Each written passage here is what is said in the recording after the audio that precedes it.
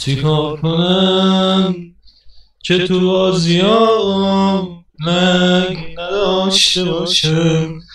چیکار کنم که هیچ آموزشی برای کارتای دی بس دیگه بس خدایا بس دیگه. سلام بچه‌ها، خوش اومدید به یک ویدیوی دیگه از آموزش‌های حق. بله، آموزش‌های حق. ما بنا به دلایلی ویدیومون اسمش تغییر میکنه، آموزشو از اصول میشه حق. حالا بماند چرا میشه حق دیگه.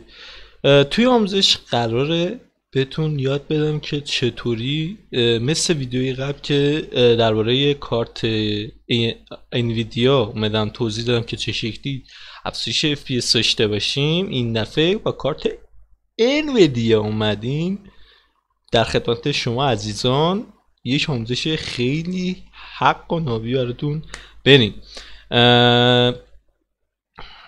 اگر کارت های انویدیا هستید که تو همین لینک دیسکریپشن هست برید ببینید، اگر نه که تا آخر این ویدیو رو ببینید اصلا از دست ندید، اگر مخصوصا اگر کارت های AMD هستید. پس بدون معطلی بریم بیاین.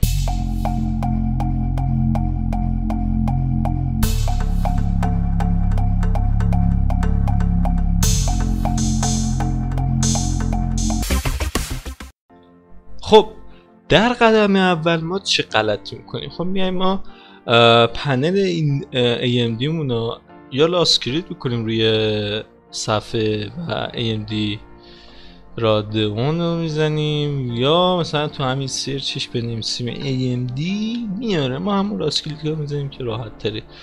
پنلش میاد بالا. اوه چه ریکوردایی پشمام اصلا میاره. خب وارد تب گیمینگ میشیم و روی گلوبال گرافیک میذاریم.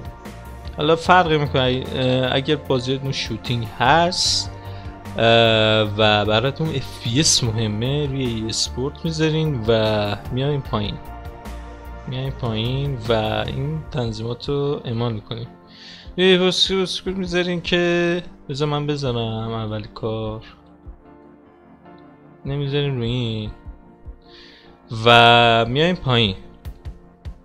رادیو آنتی لگ رو که فعال میکنیم، این دوتا هم که کاریش نداریم.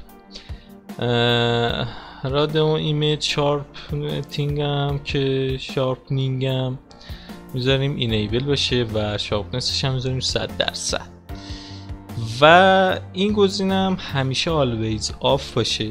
و یه گزینه پایین هست نام ادوانس، تنظیمات بیشتری میاد پایین و ببینیم که او چه تنظیماتی. میایم پایین، نارو کارش نداریم، اوکیه.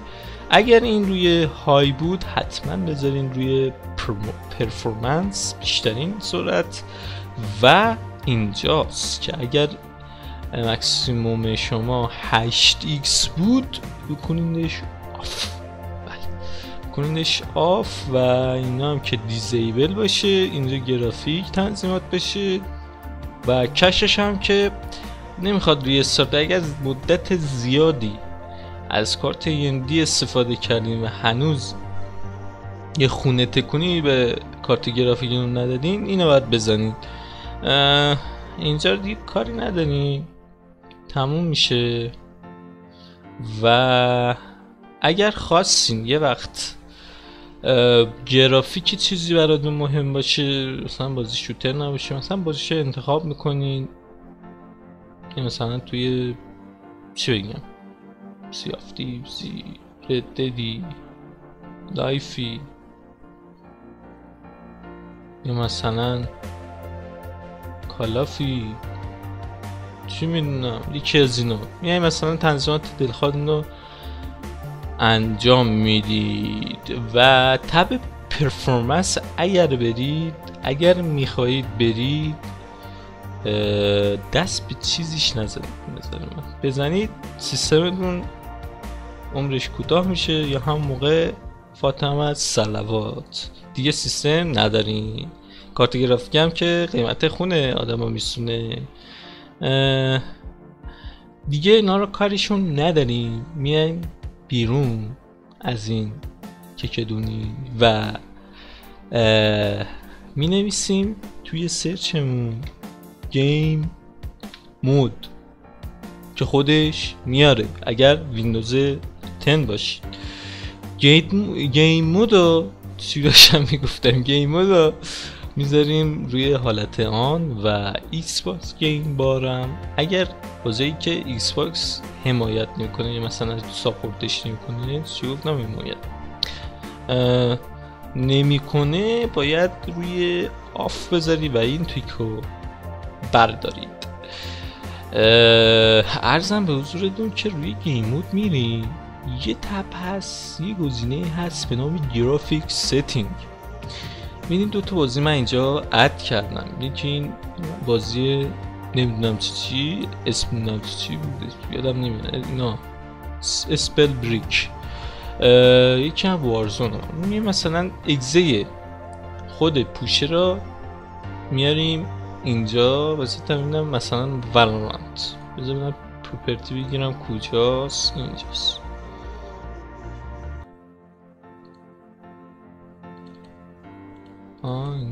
اینجاست.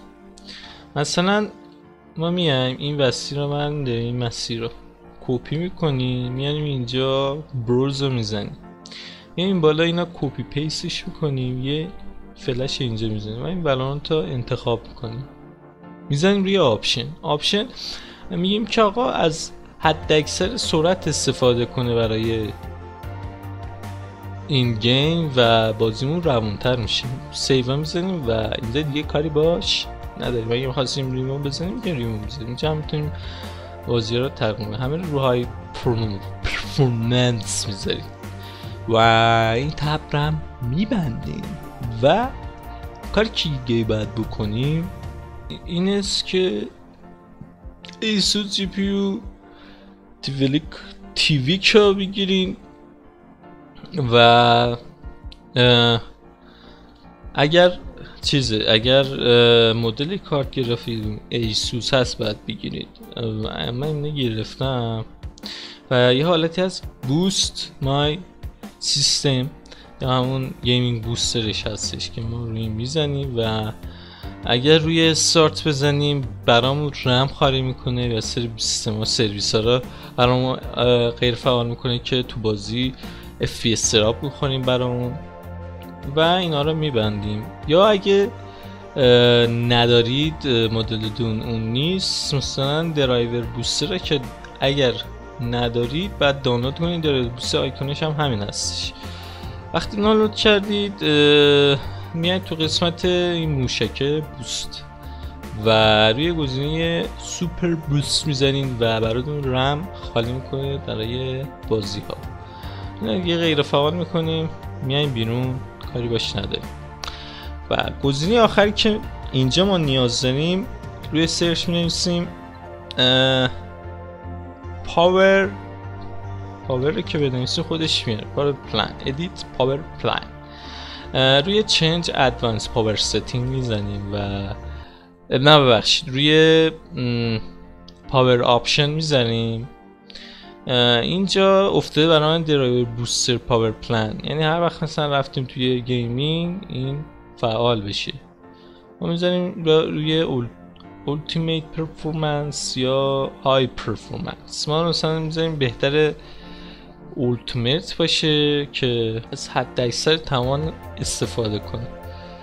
خب اینم یا مثلا روی های میذاریم فرق نمیکنه، هیچ فرقی نداره. ما میذاریم روی های که مثلا یه زیاد فشار نیاره.